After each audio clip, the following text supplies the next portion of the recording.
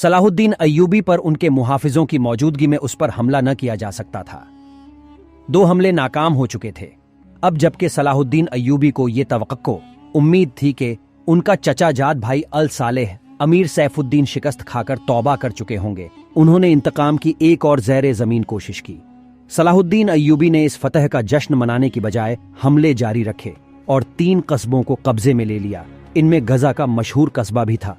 उसी कस्बे के गिर्द ओ निवाह आसपास में एक रोज सलाहुद्दीन अय्यूबी अमीर जावा अल असदी के खेमे में दोपहर के वक्त घुनूदगी के आलम में सुस्ता रहे थे।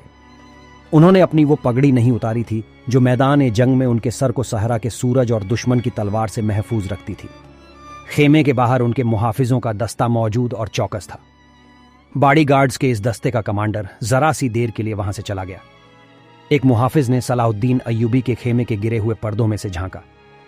इस्लाम की अजमत के पासबान की आंखें बंद थीं। वो पीठ के बल लेटा हुआ था। उस मुहाफिज ने बॉडी गार्ड्स की तरफ देखा। उनमें से 3-4 बॉडी गार्ड्स ने उसकी तरफ देखा। मुहाफिज ने अपनी आंखें बंद करके खोली। 3-4 मुहाफिज उठे और दूसरों को बातों में लगा लिया। मुहाफिज खेमे में चला गया, कमर बंद से खंजर निकाला, दबे पांव चला और फिर चीते की तरह सोए हुए सलाहुद्दीन अय्यूबी पर जस्त छलांग लगाई। खंजर वाला हाथ ऊपर उठा। ठीक उसी वक्त सलाहुद्दीन अय्यूबी ने करवट बदली। ये नहीं बताया जा सकता कि मुहाफिज खंजर कहां मारना चाहता था, दिल में या सीने में, मगर हुआ यूं के खंजर सलाहुद्दीन अय्यूबी की पगड़ी के बालाई हिस्से में उतर गया और सर से बाल बराबर दूर रहा। पगड़ी सर से उतर गई। सलाहुद्दीन अय्यूबी बिजली की तेजी से उठा। उसे यह समझने में देर न लगी कि यह सब क्या है। उस पर इससे पहले ऐसे 2 हमले हो चुके थे।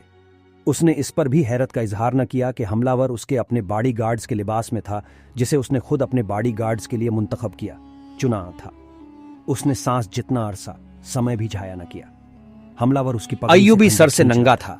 उसने हमलावर की ठुड्डी पर पूरी ताकत से घूंसा मारा। हड्डी टूटने की आवाज सुनाई दी। हमलावर का जबड़ा टूट गया था। वो पीछे को गिरा और उसके मुंह से हैबतनाक आवाज निकली। उसका खंजर सलाहुद्दीन अय्यूबी की पगड़ी में रह गया था। सलाहुद्दीन अय्यूबी ने अपना खंजर निकाल लिया। इतने में 2 मुहाफिज दौड़ते अंदर आए। उनके हाथों में तलवारें थीं।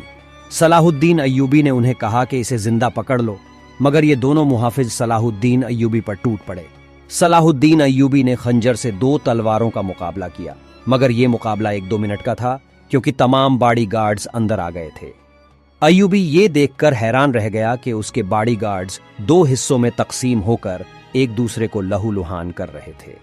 इसे क्योंकि मालूम नहीं था कि इनमें इसका दुश्मन कौन और दोस्त कौन है, वो इस मोर के लड़ाई में शरीक न हो सका।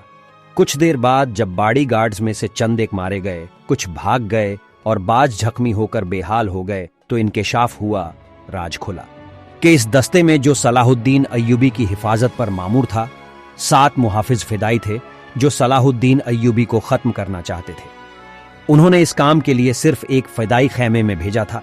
अंदर सूरत हाल बदल गई, चुनाचे बाकी भी अंदर चले गए। 6 असल मुहाफिज भी अंदर गए। वो सूरत हाल समझ गए और सलाहुद्दीन अय्यूबी बच गया। उसने अपने पहले हमलावर की शह रग पर तलवार की नोक रखकर पूछा कि वो कौन है और उसे किसने भेजा है। सच बोलने के बदले सलाहुद्दीन अय्यूबी ने उसे जान बख्शी का वादा दिया। उसने बता दिया कि वो फिदाई है और उसे कैमेश्तकीन, जिसे बाज मौर्रिखों इतिहासकारों ने गोमश्तगीन लिखा है, ने इस काम के लिए भेजा था। कैमेश्तकीन अल सालेह के एक किले का गवर्नर था।